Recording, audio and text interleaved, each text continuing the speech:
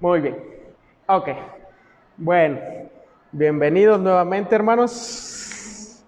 Bienvenidos todos ustedes. ¿Qué les parece si me acompañan con sus Biblias? El que no trae Biblia, por allá hay unas allá atrás. Muy bien, ya las tenemos por ahí. El que no tiene Biblia, júntese con un cristiano, decían por allá, ¿verdad? Ok, entonces vamos a ir a el Evangelio de Mateo. Evangelio de Mateo. Y ya llevamos más de 2 años con estudiando este Evangelio. Y es interesante porque cada vez hemos ido aprendiendo más. Realmente nos ha servido de mucha instrucción. Y acompáñenme al capítulo 22. Vamos a ir al capítulo. Hemos estado viendo este capítulo 22 y hemos visto cómo el Señor Jesús ha enfrentado, ¿verdad?, varias preguntas. Y en lo que avanzamos en este capítulo 22, hemos podido ver cómo estos líderes están acechando a Jesús con preguntas, ¿verdad? 1, 2, ahí está. Entonces, en el capítulo 22 hemos visto eso. Hoy vamos a estar estudiando desde el versículo 41 hasta el versículo 46. Y como lo hemos dicho anteriormente, uno de los propósitos del Evangelio de Mateo es mostrar que Jesucristo cumplió las promesas del Antiguo Testamento referentes ¿a quién? Al Mesías. Amén. Póngale una estrellita a la hermana y me le da doble rollo, por favor, al final. Entonces, ¿por qué? Porque realmente el propósito de Mateo es ese. Es presentar a Jesucristo, es mostrar a Jesucristo cumpliendo todas las promesas y las profecías que habían sido dadas por los profetas del Antiguo Testamento. Entonces, su nacimiento en Belén, se recuerdan, dio cumplimiento a lo que Isaías dijo en el capítulo 7, versículo 14, una virgen que dará a luz y su nombre será llamado ¿qué?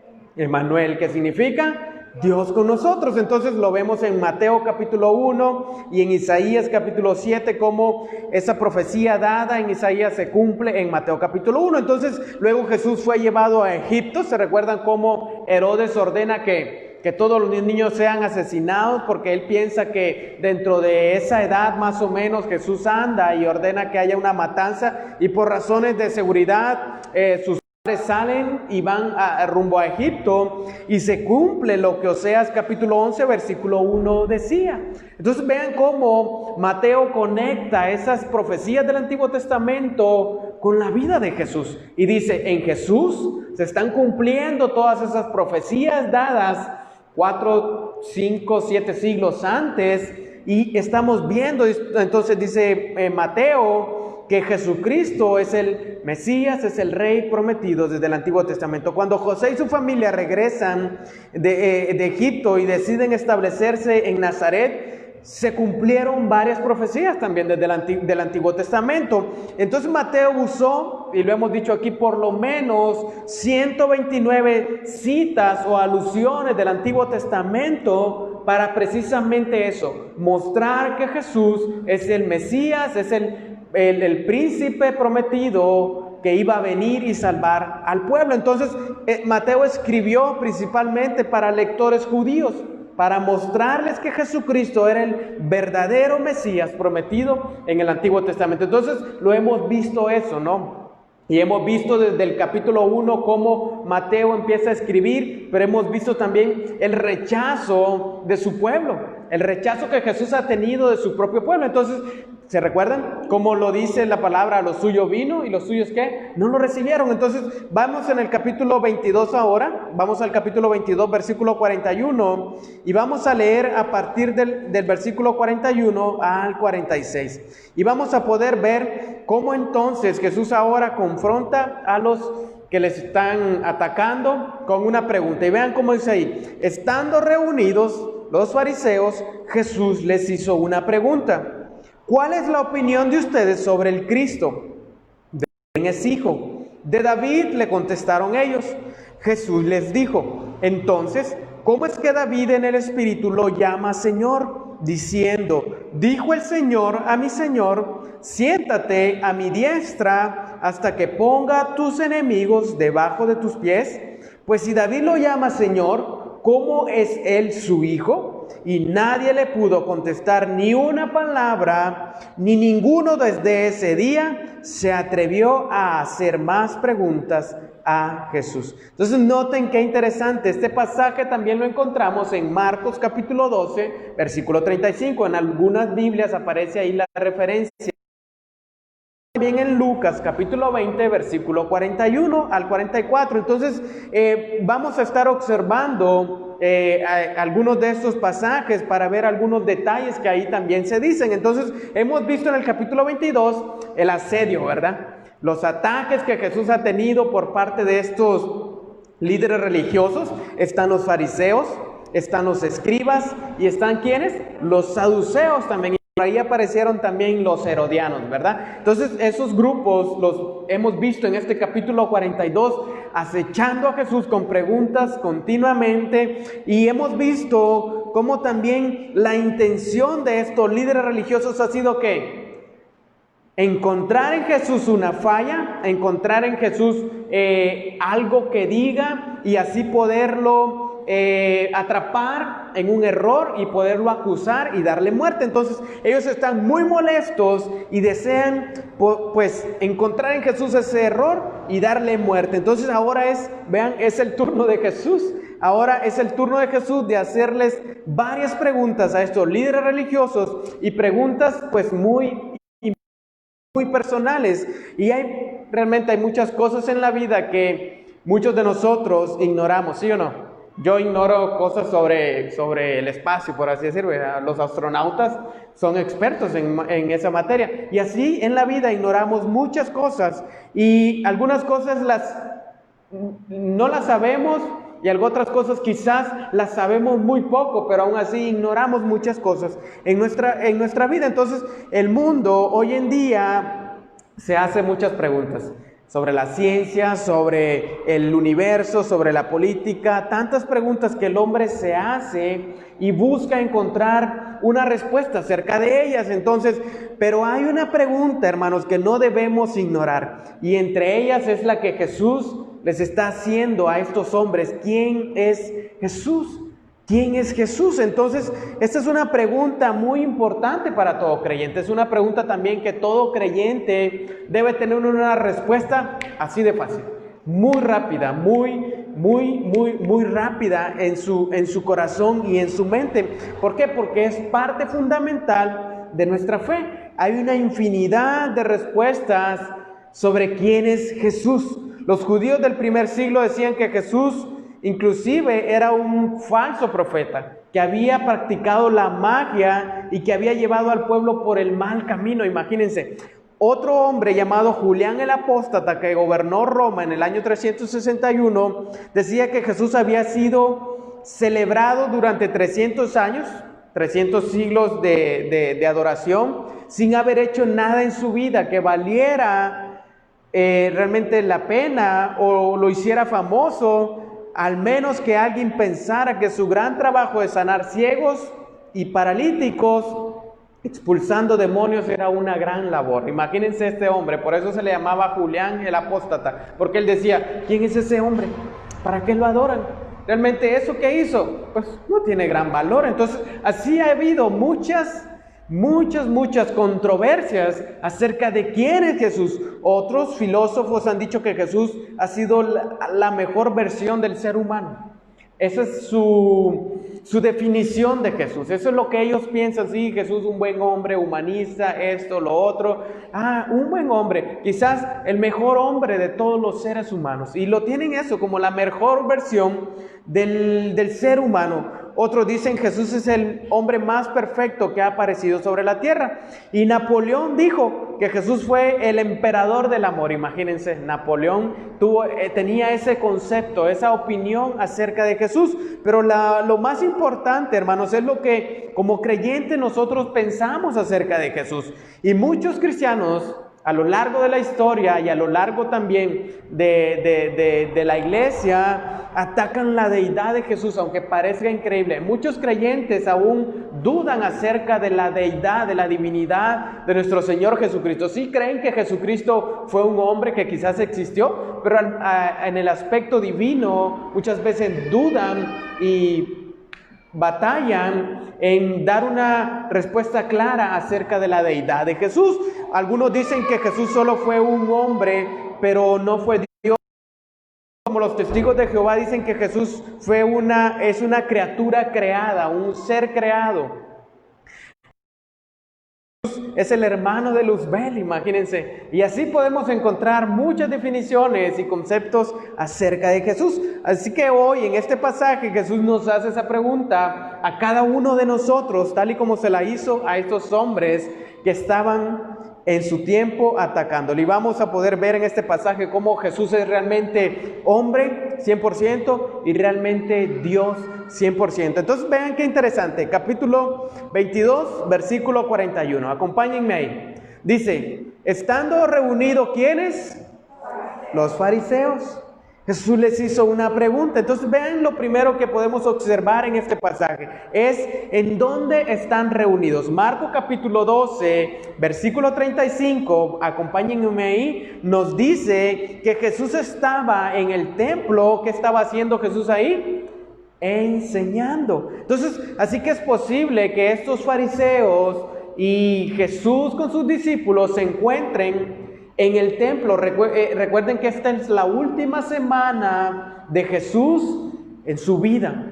Y ha entrado a Jerusalén y ha provocado realmente un alboroto en la ciudad, porque estos líderes están acechándolo y queriéndolo realmente matar. Entonces, los fariseos se encuentran en ese mismo lugar con Jesús y parece que, como lo hemos visto, están planeando otro ataque más. Están ahí en una esquina, quizás están ahí reunidos, como cuando se reúnen los equipos de fútbol americano, que van a hacer así el contraataque, ¿verdad? Entonces, parece que estos fariseos están ahí de la misma manera, planeando el siguiente ataque en contra de Jesús. Y como lo hemos visto en el Evangelio de Mateo, los fariseos siempre han estado muy cerca de Jesús y sus discípulos.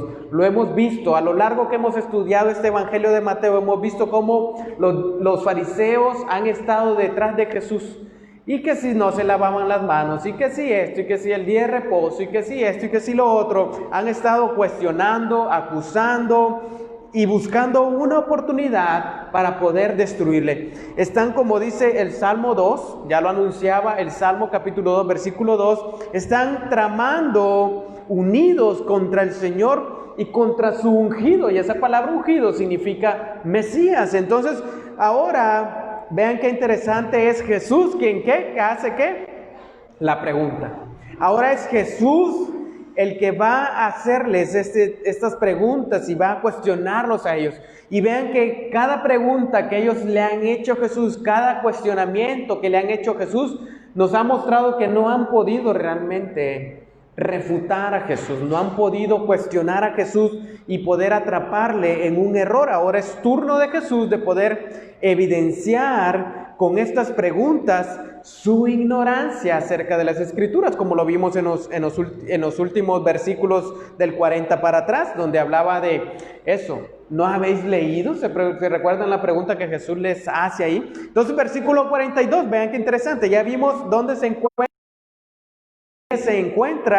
y lo que Jesús hace, les hace una pregunta, y vean la pregunta y la respuesta que Jesús, la pregunta y la respuesta que ellos dan. Entonces Jesús les dice, ¿cuál es la opinión de ustedes sobre el Cristo? Y les dice, ¿de quién es qué? ¿De quién es hijo ese Cristo? Ellos. La pregunta que Jesús les hace a esos hombres, pues es muy fácil para ellos de contestar, porque los judíos era realmente elemental estas preguntas que ellos que Jesús les estaba haciendo, porque ellos desde pequeños estudian la ley, leen la ley y conocen todas las profecías acerca del anuncio del Mesías. Entonces era una pregunta para ellos muy fácil de contestar, muy rápida en su mente, la tenían grabada en su mente, y por lo tanto es una respuesta, si se fijan ahí, muy rápida y concisa. Jesús les pregunta ¿cuál es el Cristo? Y ellos ¿de quién es hijo? Y ellos responden: es hijo de David. Entonces es una pregunta muy similar a la que Jesús les hizo. ¿Se recuerdan a sus discípulos en Mateo capítulo 16? Jesús le preguntó a sus discípulos que qué pensaban ellos acerca de ahí. ¿Se recuerdan la pregunta que Jesús les hizo en Mateo 16 a sus discípulos? ¿Quién piensan ustedes que es? Y que los discípulos y Pedro responde: tú eres el Cristo, el Hijo del Dios viviente. Entonces es muy similar esta pregunta, pero ahora va dirigida a estos líderes religiosos. Entonces la pregunta es, vean qué interesante, ¿cuál es la opinión de ustedes? ¿Cuál es la opinión que ustedes tienen acerca de el Cristo? Y la palabra Cristo en el griego original aquí se traduce como ungido, como el Mesías. Entonces Jesús les está diciendo: ¿cuál es la opinión de ustedes sobre el Mesías, sobre el ungido? Entonces Jesús sabe que ellos sí saben la respuesta. Jesús sabe que ellos sí saben la respuesta, pero les hace esta pregunta, noten, con el propósito de que los fariseos puedan ordenar ese concepto que tienen acerca del Mesías, acerca de el ungido, acerca del Cristo. Entonces es como cuando vemos un rótulo de lejos, ¿verdad?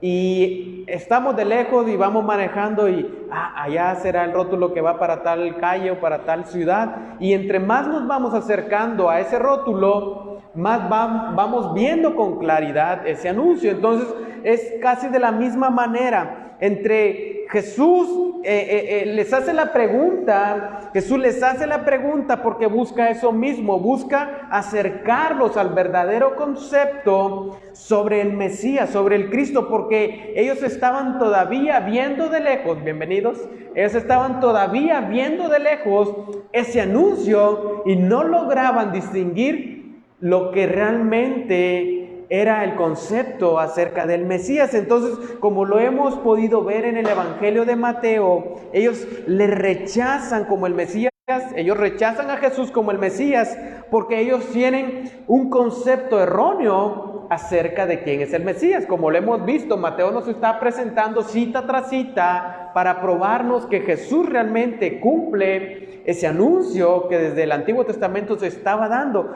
Pero ellos, como tienen un concepto errado acerca del Mesías, entonces rechazan a Jesús. ¿Cuál era su concepto acerca del Mesías?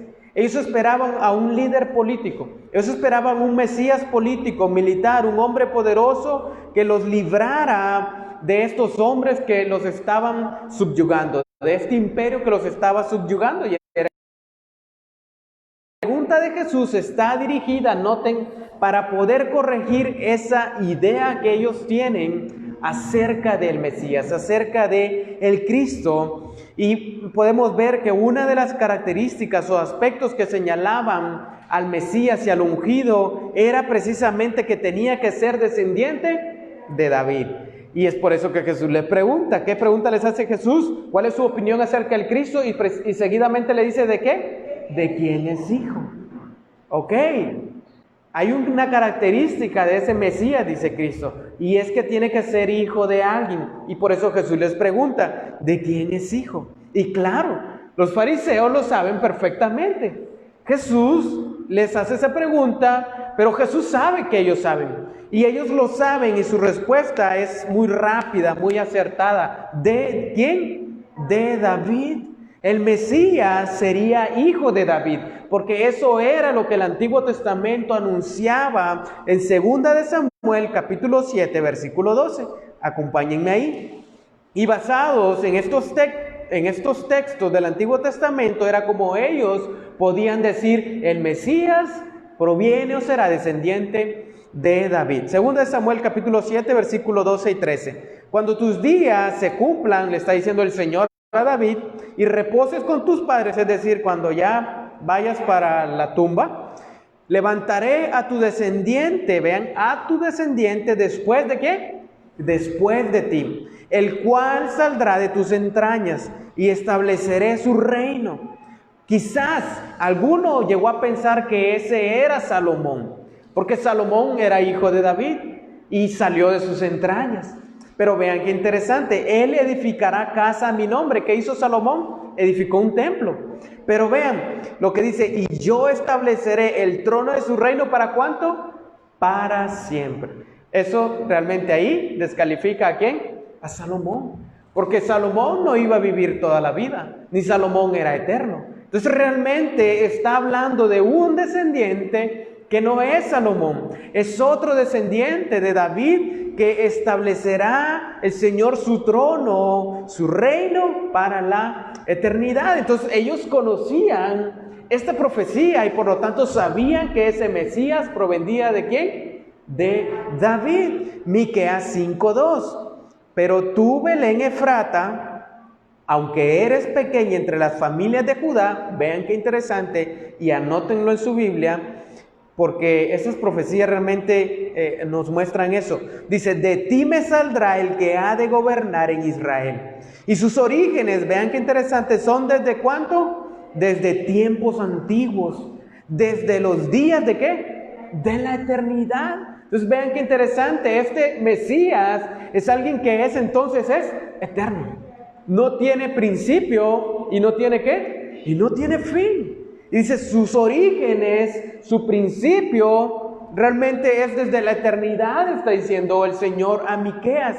Y de ese será el gobernante, está diciendo, tú Belén. ¿Dónde nació el Señor Jesús? En Belén. Por eso Mateo nos da constantemente citas y nos dice para que se cumpliera lo que dijo el profeta en el Antiguo Testamento. Y Mateo tiene eso. Por eso Mateo tira ese montón de citas para que sus lectores judíos puedan comprender que Jesús estaba cumpliendo a cabalidad cada una de esas profecías. Jeremías 23:5. Vienen días, declara el Señor, en que levantaré a David un renuevo justo. Y él reinará como rey, actuará sabiamente y practicará el derecho y la justicia en la tierra.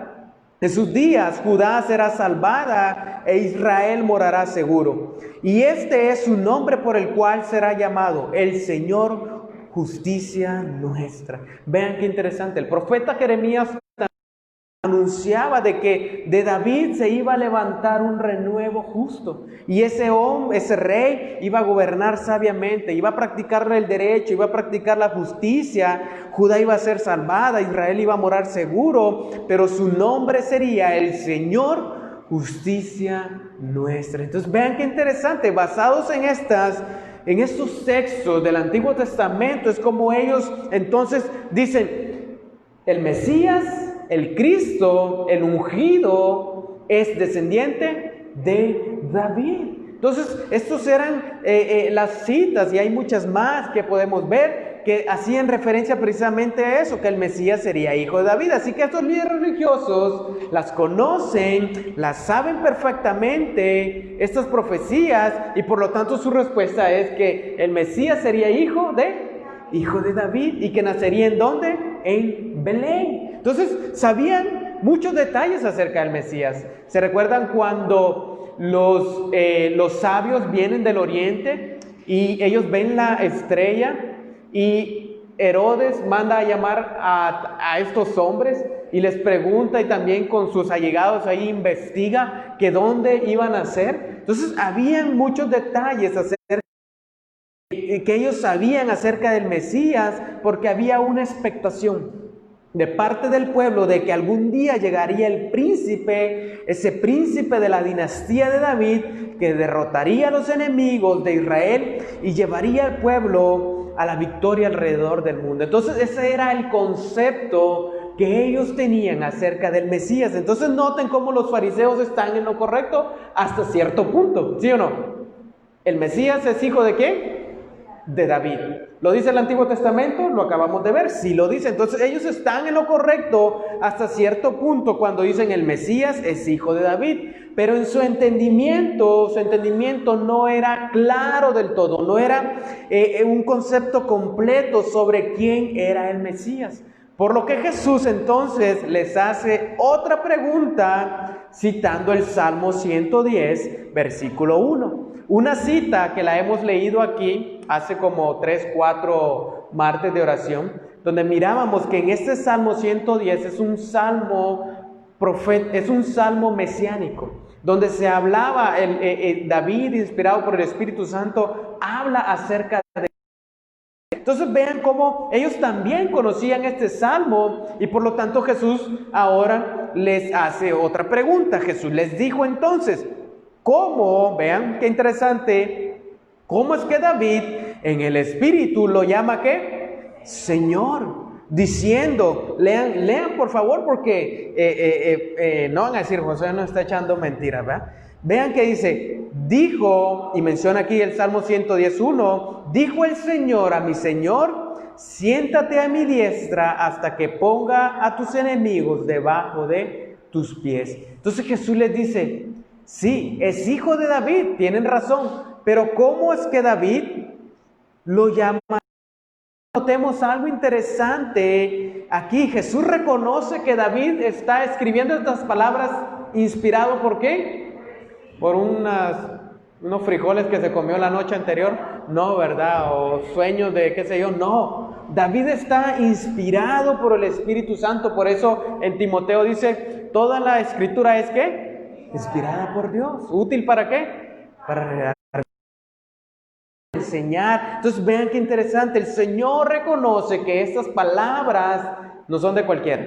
Sí, David las escribió, pero David las escribió por inspiración del Espíritu Santo, y Marcos dice precisamente eso, fueron inspiradas por el Espíritu Santo. Entonces algo que estos líderes religiosos no podían negar y no se atreverían a decir, no hombre, David está inventando. ¿Ustedes creen que llegarían a decir eso? No, porque tenían a David como el rey perfecto, el rey modelo que gobernaban en Israel. Entonces ellos no se iban a atrever a decirle a Jesús, ¿por qué nos pones a David como ejemplo? No, Jesús les está citando a un hombre modelo para ellos. Entonces vean qué interesante, ¿cómo es que David lo llama Señor? Y aquí la interrogación de Jesús es precisamente para eso, para que ellos puedan ver el error, la ignorancia y su incapacidad de poder comprender la Escritura, como lo hizo anteriormente, ¿verdad? Amarás al Señor tu Dios con todo tu corazón, con toda tu mente, con todas tus fuerzas. Y le dice, y el segundo mandamiento es semejante a este, amarás a tu prójimo como a ti mismo. Pero ¿quién se lo preguntó? Un escriba, un fariseo. Entonces noten cómo Jesús está revelando y mostrando esa incapacidad, esa ignorancia que ellos decían serse sabios en la palabra de Dios, pero precisamente eran incapaces de poder comprender, porque había dureza en su corazón. Entonces Jesús los cuestiona, pero no de la misma manera que ellos lo hacían. Ellos lo hacían ¿de qué manera? Para ponerle trampas, para poder darle muerte. Jesús los cuestiona para poder quitar ese velo de su mente y que ellos puedan ver la verdad de Dios. Y es por eso Jesús precisamente hace esta pregunta a estos hombres, para que ellos puedan ver la verdad y la verdad alumbre en sus mentes. Y es la misma pregunta que nos hace a nosotros. ¿Quién es el Mesías para ti? Para que nosotros podamos quitarnos ese velo de nuestra mente y reconocer la verdad de quién es Él. Entonces, vean, su respuesta fue que el Mesías es hijo de David. Y aquí Jesús les plantea un dilema. Entonces, ¿cómo es que David en el Espíritu lo llama Señor? Noten, Jesús los está llevando a pensar en algo que aparentemente ellos nunca lo habían hecho.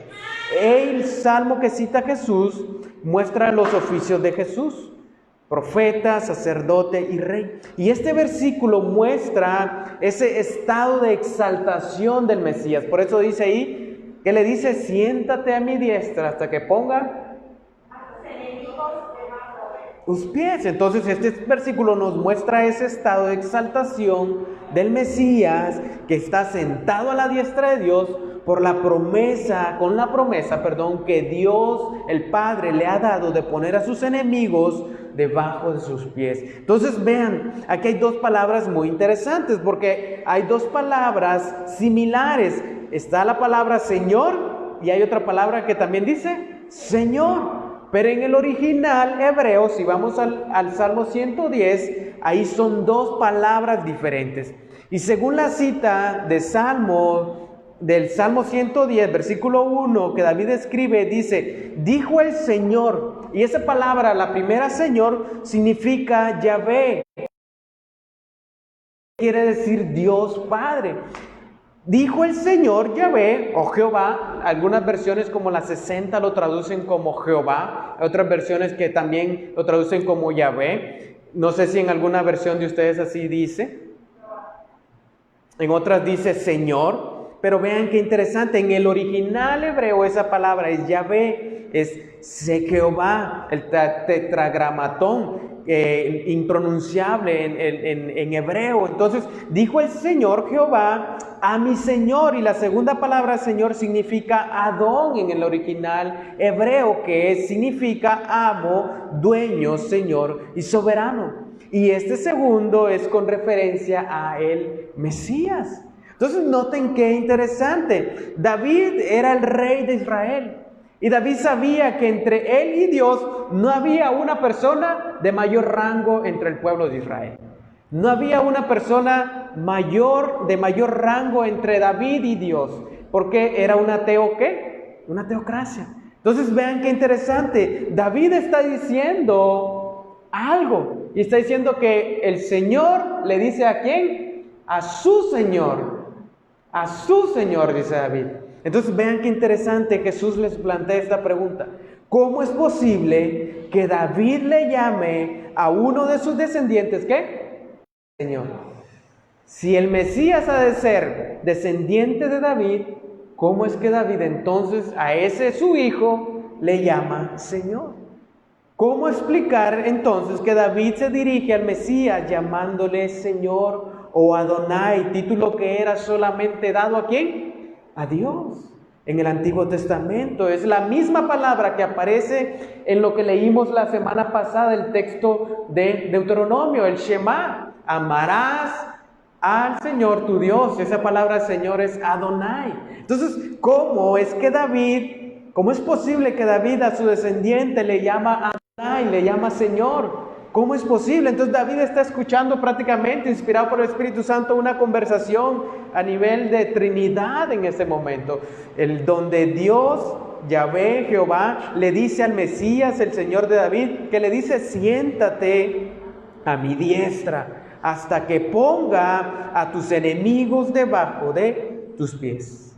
Los escribas leían este salmo, pero no lo podían entender, porque para ellos el descendiente de David debía de ser un ser humano, un humano. Entonces, mientras el Señor, vean qué interesante aquí lo que nos dice en esta conversación, Yahvé le está diciendo al Mesías, siéntate a mi diestra, hasta que ponga a tus enemigos debajo de tus pies. Entonces, mientras el Señor permanece sentado en el diestra de Dios, Jehová le promete someter ¿a qué? A todos sus enemigos debajo de sus pies. Entonces, hermanos, tarde o temprano, todos van a reconocer que Jesús es ¿qué? Es el Señor. Vean qué interesante, la promesa que el Dios Padre le hace a su Hijo. Y por eso decimos que quizás es una conversación a nivel Trinidad, porque el Padre le está diciendo al Hijo, y David, ¿inspirado por quién? Por el Espíritu Santo está escribiendo estas palabras. Entonces vean qué interesante ahí. La Trinidad la vemos ahí. Entonces vean cómo el Señor le promete al Mesías, el Padre le promete al Mesías que va a derrotar a todos sus enemigos y van a ser puestos debajo de sus pies. Jesús dijo antes de su ascensión, Mateo 28, 18, toda autoridad me ha sido dada, vean qué interesante, en el cielo y en la tierra. Entonces Jesús siempre ha tenido autoridad, hermanos, porque Él es Dios, pero aquí habla como el Mesías, que vino a redimir a su pueblo muriendo en la cruz. Entonces vean qué interesante cómo Jesús está diciendo, ustedes tienen un concepto del Cristo, del Mesías. Entonces, ¿cómo es que si es hijo de David, cómo es que David le llama Señor a ese descendiente suyo? Cuando nacieron nuestros hijos le decíamos, venga Señor para acá. No, ¿verdad? Porque es alguien de menor rango para nosotros, ¿verdad? Por lo general le llamamos Señor ¿a quién? A alguien mayor. Entonces, ¿cómo es que David, dice Jesús, cómo es que David, pregúntense, cómo es que David le llama Señor a este descendiente que viene después de él? Entonces, vean qué interesante, Filipenses 2:19, por lo cual Dios también lo exaltó hasta qué? Le confirió el nombre que es sobre todo nombre, para que en el nombre de Jesús se doble toda rodilla de los que están en el cielo y en la tierra y debajo de la tierra, y toda lengua confiese que Jesucristo es Señor. ¿Se recuerdan la cita de Jeremías? El Señor, justicia nuestra. Y dice, y vean cómo dice Pablo, para la gloria de ¿qué? De Dios Padre. Es Dios quien está exaltando a Jesucristo y lo está colocando en ese lugar de honor. Y dice Jesús, ¿cómo es posible que David le llame Señor a este que va a ser su descendiente? ¿Qué significa eso entonces? Entonces, vean qué interesante. Jesús fue exaltado por el Padre y Jesús es el Señor y está sentado a la diestra de Dios. Cuando Jesús asciende a la diestra de Dios y ahí está exaltado. Pero vean qué interesante. Jesús le promete que va a poner a todos sus enemigos debajo de sus pies. Si nos oponemos al Rey, hermanos, si nos oponemos al Mesías, si nos oponemos al príncipe, no estamos poniendo en peligro su reino, sino estamos poniendo en peligro nuestra propia alma. Si hoy te opones al Señor, si hoy te opones a que Él sea el Señor sobre tu vida, el reino del Señor no le pasará nada, sino que la promesa de Dios es que todos sus enemigos serán puestos, ¿qué? Debajo de sus pies. Simplemente estamos poniendo en riesgo, ¿qué? Nuestra propia alma. Y como Jesús lo dijo, la condenación es esta, que Él ha venido y que le han, ¿qué? Rechazado. Entonces la condenación ya está. Entonces vean qué interesante, Cristo reina y es Señor de señores porque Dios le ha dado esa posición de autoridad. Por eso Pablo dice, para la gloria de Dios Padre. Toda lengua va a confesar que Jesucristo es el Señor, quieras o no quieras. Entonces Jesús no está colgado en una cruz, hermanos, como en algunas iglesias grandes se muestra. Él está sentado a la diestra del trono de Dios y está exaltado. Entonces, esta pregunta, vean qué interesante, cómo Jesús les hace. Entonces, versículo 45, vean, pues si David lo llama Señor, que es Adonai, ¿cómo es Él, el Mesías, su hijo? ¿Cómo es eso? ¿Cómo es que le llama Señor, pero cómo es que también es su hijo? Y lo vemos en Marcos 12:37, la misma pregunta. Dice, David mismo lo llama Señor. Y dice Marcos, ¿en qué sentido es pues su hijo? ¿Cómo es posible eso, hermanos? ¿Cómo es posible que el Mesías prometido sea descendiente de David, pero que David le esté llamando Señor a ese descendiente? ¿Cómo es posible? Entonces, ¿es su hijo o es su Señor?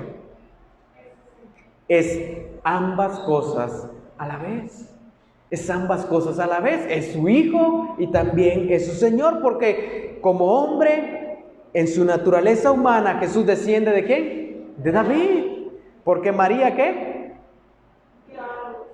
Y José, también descendiente de David.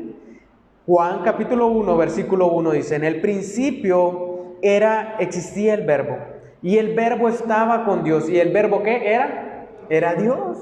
Es ambas cosas a la vez. Es descendiente de David, pero es también descendiente, es Dios. Entonces vean, Él estaba en el principio con Dios. Todas las cosas fueron hechas por medio de Él, y sin Él nada de lo que ha sido hecho fue hecho. En Él estaba la vida, y la vida era la luz de los hombres.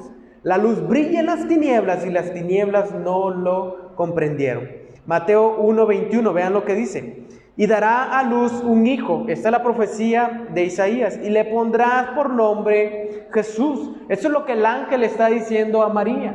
Cuando le hace el anuncio a María, le dice, darás a luz un hijo. Y a ese hijo que nazca le pondrás por nombre Jesús. ¿Por qué le pondrá Jesús? Y el ángel le dice, porque Él salvará a su pueblo, ¿de qué? De sus pecados. No le dice salvará al pueblo de la dominación romana, no, salvará al pueblo ¿de qué? De sus pecados. Y todo esto sucedió, vean lo que dice Mateo, para que se cumpliera lo que el Señor, lo que Dios en el Antiguo Testamento había hablado por medio del profeta Isaías diciendo, he aquí la Virgen concebirá y dará a luz un hijo, y le pondrán por nombre Emmanuel. ¿Y qué significa Emmanuel? Significa Dios con nosotros. Entonces Jesús es ambas cosas a la vez. Es hijo de David, pero es también Dios encarnado. Amén. Amén, amén, amén. Mateo 1:20. Amén. Cuando el ángel le habla a José, le dice, José, hijo de David. Amén. Ahí está la línea legal. Por parte de descendiente de David. Por eso decíamos es hijo de David, porque María también es descendiente de David y José también es descendiente de David. Entonces, vean qué interesante. Él salvará a su pueblo de sus pecados. Entonces, los escribas están en un dilema realmente. ¿Cómo es que es descendiente de David? Pero también David le llama a ese descendiente, le llama Señor. Entonces, es porque Él es Señor. Él es Dios con nosotros, decía el profeta Isaías. Él es Dios encarnado, Él es Dios presente con nosotros. Hermanos, Jesús no comenzó a existir en el establo donde nació. Jesús no comenzó a existir en el momento que María lo dio a luz, sino que como un ser divino no tiene principio y no tiene ¿qué? Final. Lo vimos en la profecía que acabamos de leer. Sus orígenes son ¿desde qué? Desde tiempos antiguos. Entonces vean qué interesante. Él es la segunda persona de la Trinidad que asumió la naturaleza humana para poder salvarnos y traer redención a su pueblo. Por lo tanto, ¿es superior a qué? A David. Entonces, ¿cómo es que David lo llama Señor? Es porque es superior a David, y David reconoce que ese Mesías, él debe llamarle Señor. Entonces David le llama ¿qué? Señor, porque ciertamente se trataba de un hijo de David, pero no era un humano más. Era el Señor, era Dios con nosotros. Entonces el Mesías no solo era hijo de David, sino que era ¿qué? Su Señor. Por eso en Apocalipsis 5:5 dice la raíz ¿de qué? De David. ¿Cómo es que es la raíz de David? ¿Qué es primero? ¿La raíz o las ramas? La raíz. Entonces, ¿cómo que va a ser descendiente de David? Si aquí en el Apocalipsis se le llama la raíz de David. Él es el león de la tribu de Judá, pero también es ¿qué? Es la raíz de David. Es el Señor de David. Entonces vean qué interesante. Este reconocimiento entonces implicaba la aceptación de Jesús como Mesías. Por eso Jesús les dice, Él es Señor, pero también es hijo de David. Contéstenme esa pregunta, simplemente les está diciendo Jesús. Entonces si ellos comprendían esto implicaba que ellos debían aceptar a Jesús como ¿qué? Como Rey y como Mesías. Porque Jesús cumplía a cabalidad cada una de esas profecías del Antiguo Testamento. Versículo 46, y nadie ¿qué? Le pudo contestar ni una palabra. Ni ninguno desde ese día se atrevió a ¿qué? A hacer más preguntas a Jesús. O sea que ¿para qué están preguntando? Si realmente nos estamos más bien metiendo en problemas. Estamos realmente poniéndonos entre la espada y la pared. Porque de entonces tenemos que reconocer que este hombre es realmente el Mesías. Como dice el meme, no estaban listos para esa conversación, ¿verdad? Entonces, vean qué interesante, todos los opositores estaban siendo silenciados, incluso esos principales sacerdotes y ancianos estaban siendo callados con la palabra de Dios, con la respuesta que Jesús estaba dando, los fariseos, los herodianos, los saduceos. Entonces las ideas terrenales que habían en ellos acerca del Mesías, Jesús está diciendo, ustedes tienen que quitar esas ideas porque están simplemente con un velo en su mente. No logran ver más allá. El Mesías es hijo de David, pero también es un ser espiritual. Es Señor de David. Y les recuerda, ¿se recuerdan de las palabras de Jesús?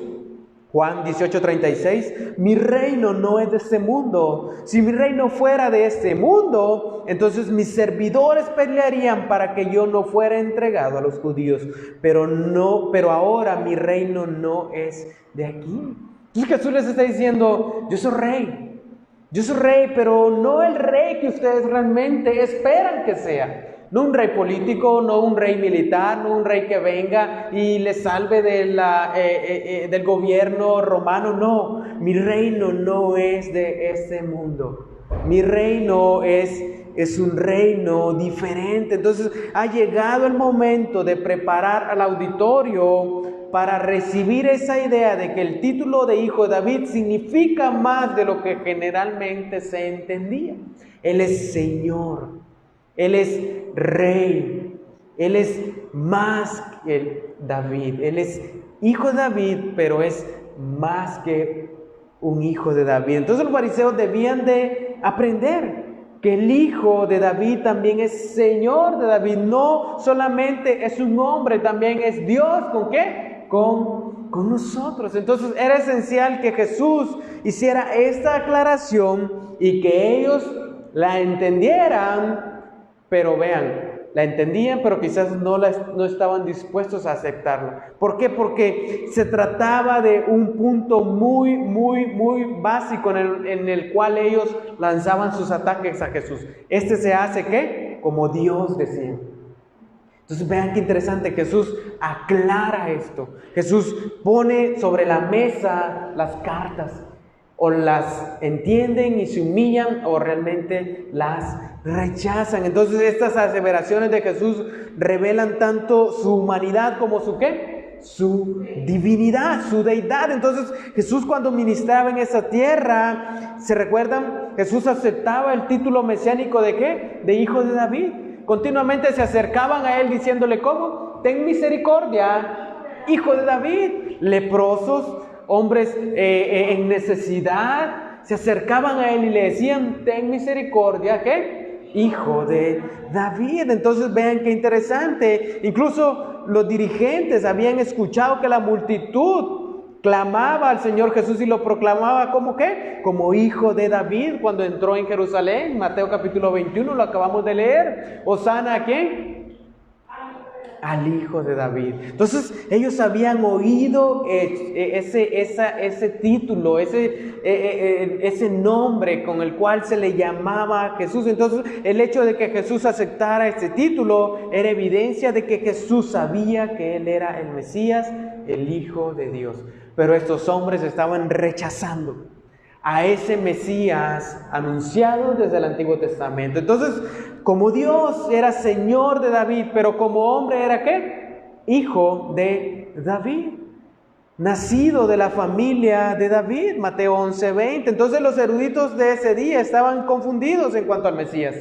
En el Antiguo Testamento veían dos cuadros del Mesías y no podían en su mente unirlos, no podían unir ese rompecabezas. ¿Por qué? Porque ellos pensaban de que eran dos Mesías. Un cuadro mostraba al siervo sufriente, Isaías 53, y el otro mostraba a un monarca conquistador y reinante.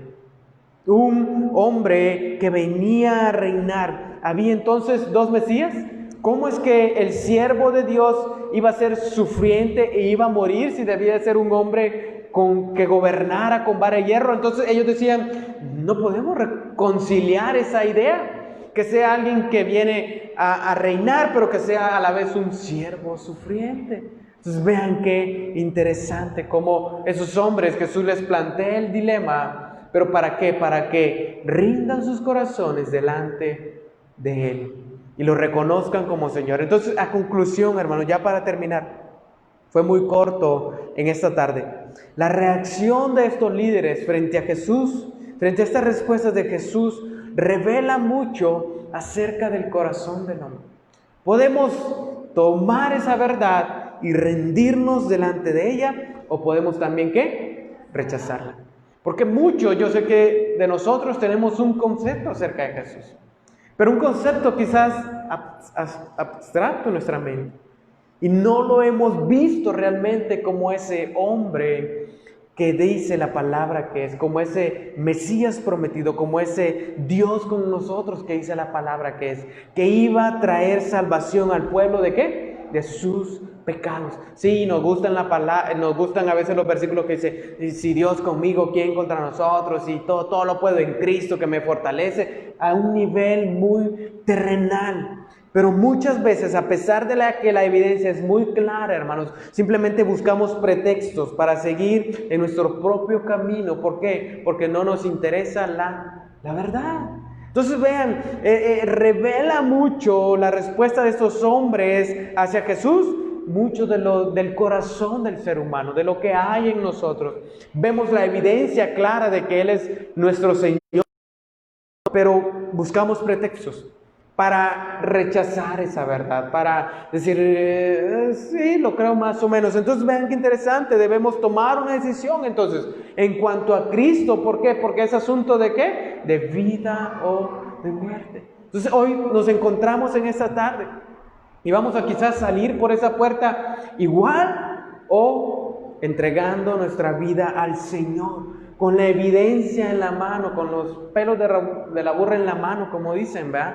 Con la evidencia clara y viendo que Él es Señor, que Él no fue un simple hombre que dejó un buen ejemplo, sino que Él es Señor y que tarde o temprano, hermanos, vendrá y gobernará, y toda lengua confesará que Él es Señor, y aquellos que no confiesen que Él es Señor y no le reconozcan serán lanzados al lago de fuego por la eternidad. Entonces podemos examinar esa verdad a la defensiva y pasar por alto esa verdad, o podemos examinarla de manera sincera y humilde y descubrir esa verdad, creerla y ser salvos.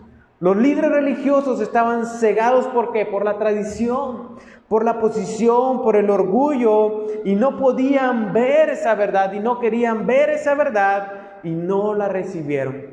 Pero hermanos, no cometamos el mismo error en esta tarde.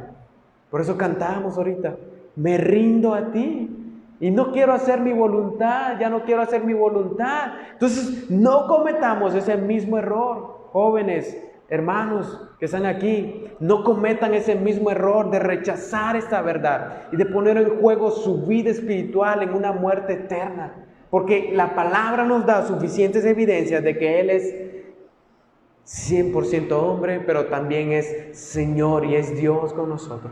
Y tarde o temprano Él va a traer a juicio a cada uno de nosotros. Entonces, ¿qué pensamos de Jesús?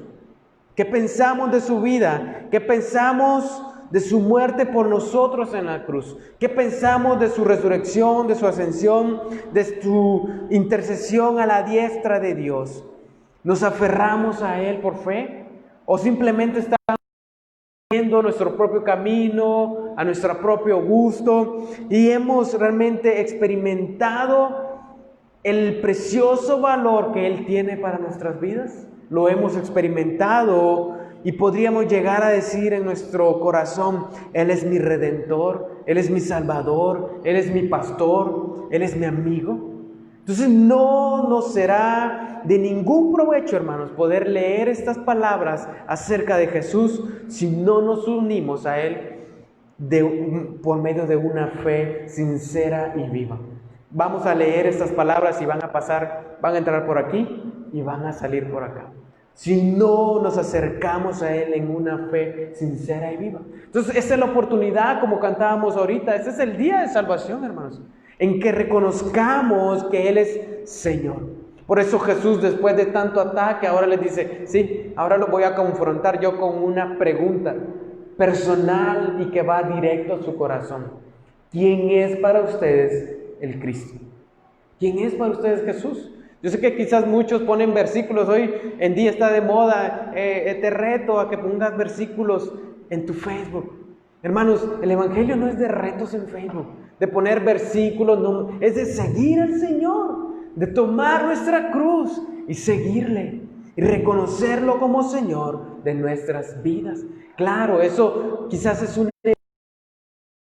Muchos ponen versículos en el Facebook, pero viven una vida apartada de Dios. Entonces el Señor quiere que realmente nos unamos a Él en una fe sincera, en una fe que lo reconozca como Señor de nuestra vida y que ya no vivamos conforme a nuestra voluntad, sino que obedezcamos su palabra y su voluntad. Amén. Entonces, ¿qué les parece? Cada quien toma una decisión en su corazón. ¿Y cómo se hace evidente? ¿Por medio de qué? De sus frutos, dice la palabra. Mucha gente pasa al frente de las iglesias, pero realmente los frutos no es pasar aquí, realmente es una vida transformada. Es una vida que va transformada por el Espíritu Santo. Entonces, ¿qué evidencia va a dar de que has tomado esa decisión? De que tu vida está siendo transformada por medio de la obra del Espíritu Santo. Amén. ¿Qué les parece si nos ponemos de pie y oramos y le pedimos al Señor realmente que esos pasajes que hemos leído se puedan hacer vivos y eficaces en nuestros corazones? Amén. Padre, te damos gracias, Señor, por tu palabra. Gracias, Señor, por tu bondad. Gracias por tu misericordia, Señor. Gracias porque al leer tu palabra, Señor, al poder leer tu palabra, nos damos cuenta de que no fuiste un simple hombre que vivió en esta tierra, no fuiste un simple hombre que caminó en esta tierra, sino que eras realmente Dios con nosotros. Eras el que iba a redimir a su pueblo del pecado, aquel que iba a pagar la culpa por el pecado del hombre, que iba a librarnos de la condenación eterna, Señor. Y hoy queremos reconocer esta verdad en nuestro corazón. Queremos reconocer esta verdad y humillarnos delante de perdones nuestro pasado, Señor, y que limpies nuestra culpa por medio de tu sacrificio, Señor. Y aquí estamos, Señor. Cada uno de nosotros dará evidencia si esta profesión que ha hecho de labios es verdadera o simplemente ha salido de sus labios de manera muy fácil de salir, Padre amado. Nos humillamos delante de ti, Señor. Queremos cantar esta alabanza. Señor, que tu sacrificio ha traído vida a nuestros corazones.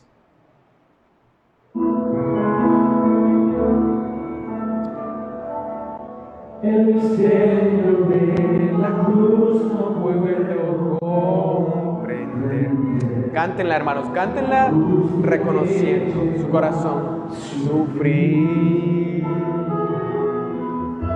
El perfecto Dios, su Hijo entregó. La copa amarga Él bebió por mí. Tu sangre, mi maldad, gracias Cristo, fue satisfecha la ira de Dios. Gracias Cristo, tu enemigo fui, y hoy me siento a tu diestra. Gracias Cristo.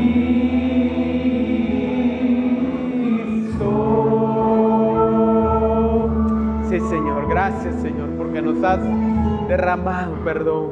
Por tu sacrificio me acercaste a ti.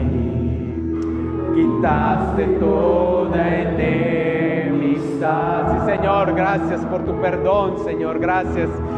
Sobre gracia derramaste en mí. Tu misericordia es sin igual.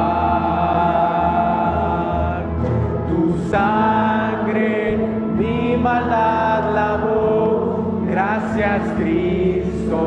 fue satisfecha la ira de Dios. Gracias, Cristo. Fui y hoy me siento a tu diestra. Gracias, Cristo.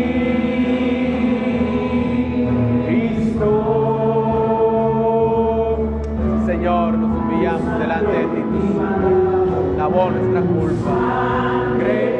Mi maldad lavó. Gracias, Cristo. Fue satisfecha la ira de Dios. Gracias, Cristo.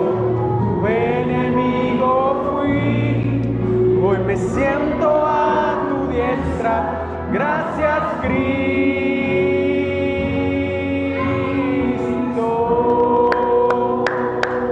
Sí, Señor, te damos gracias. Gracias, Señor, gracias.